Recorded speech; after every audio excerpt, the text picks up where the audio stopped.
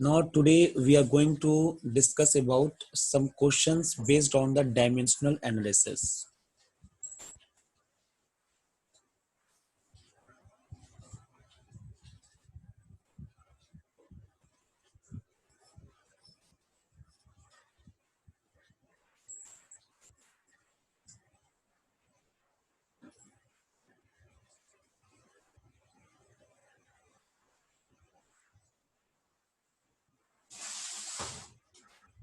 Question number 1.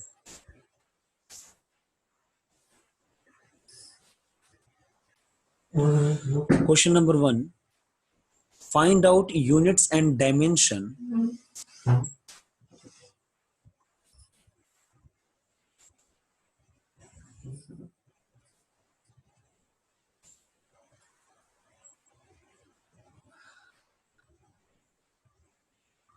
of constants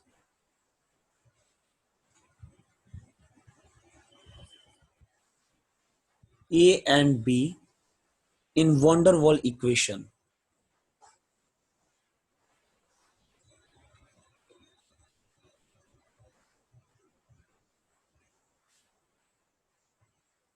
What is the van der Waals equation?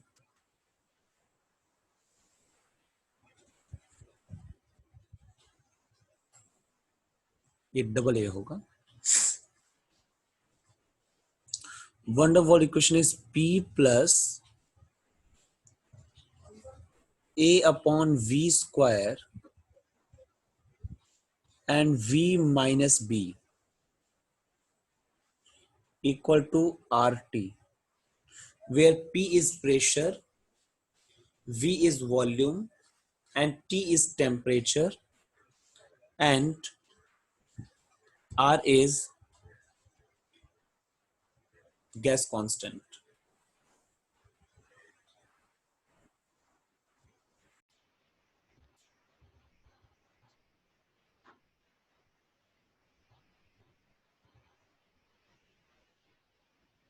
देखो यहाँ पे V जो है, B जो है वो V में से सब्ट्रैक्टेड है, यानी कि दो क्वांटिटीज का एडिशन और सब्ट्रैक्शन तभी हो सकता है जब दोनों के डायमेंशन सेम है. ठीक है, तो यहां से ये चीज पता चल जाता है कि dimension of B equal to dimension of V. Dimension of V होता क्या है? डायमेंशन ऑफ V होता है L3. तो ये हो गया आंसर नंबर 1 आपका. एंड यहां से आप देख सकते हो, यहां से बोल सकते हो dimension of A upon V square equal to dimension of P. ठीक है, P के डायमेंशन के बराबर होगा. तो डायमेंशन ऑफ P होता क्या है? डायमेंशन ऑफ P होगा M L minus 1 T minus 2. फिर हिसाब से dimension of A upon dimension of V square, then dimension of A equal to, ये तो P का डायमेंशन हो ही जाएगा, और ये जो V स्क्वायर ये इधर चला जाएगा ना, तो डायमेंशन ऑफ V स्क्वायर होता क्या है? L6. कैलकुलेट करेंगे, आएगा M L to the power 5 T to the power minus 2. तो ये आपका इक्वेशन नंबर आंसर नंबर 2 हो जाएगा. अब आपको यूनिट्स निकालनी है, तो यूनिट्स ऑफ ए का यूनिट क्या हो जाएगा? L3 है, तो L मतलब मीटर, सॉरी ए का यहाँ पर M का मतलब हो गया केजी, L का मतलब हो गया मीटर, और T का मतलब हो गया second.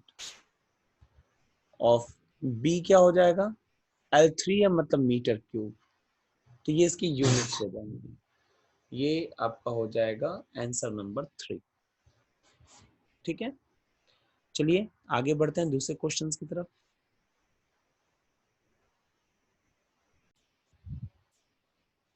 Okay, so there's a next question. Derive the relation for the speed of sound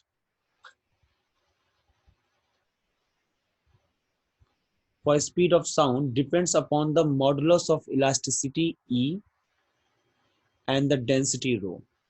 इन दोनों पे ये डिपेंड कर रहा है और स्पीड ऑफ साउंड का फॉर्मूला निकालना है. स्पीड ऑफ साउंड अगर जिस पे डिपेंड करता है उसके डायरेक्टली प्रोपोर्शनल करके लिख देते हैं हम लोग. यही तरीका होता है. फिर प्रोपोर्शनल साइन हटाएंगे तो कांस्टेंट आएगा. कांस्टेंट को लोग मानेंगे डायमेंशन लेस है. ठीक. Now right dimension of both side.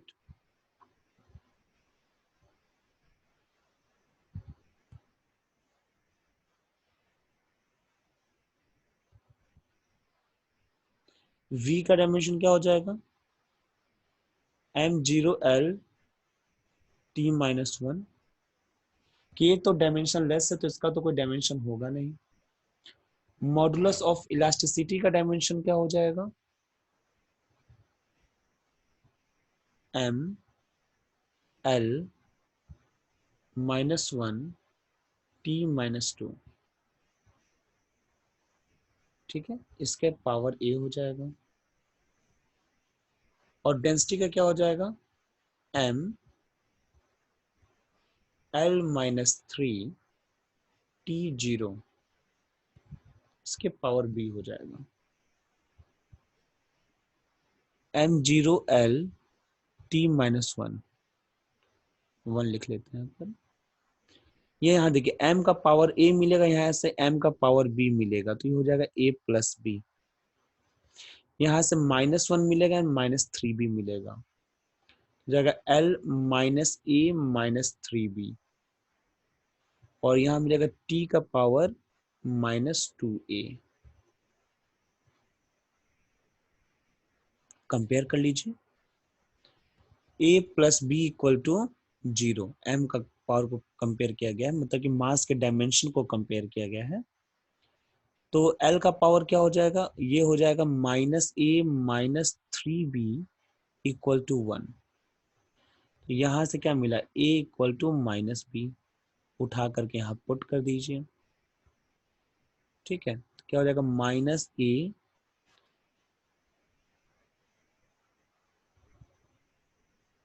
अच्छा माइनस बी पुट कर दिया जाए इसकी जगह पे. Minus of minus B minus 3b equal to 1, implying that b minus 3b equal to 1, implying b is equal to minus 1 by 2. ठीक. जब b equal minus one by two हो गया तो a इक्वल टू कितना हो जाएगा? One by two हो जाएगा. बाकी की जरूरत ही नहीं. अब उठा करके पुट कर दीजिए इसको इक्वेशन नंबर वन में. Put in one. क्या मिल जाएगा आपको? v equal to k e to the power a का मतलब वन बाई टू और रो का मतलब माइनस वन बाई टू. अब इसको लिख सकते हैं v equal to k under root e upon rho. क्योंकि माइनस पावर है, माइनस पावर का मतलब होता है डिनोमिनेटर में.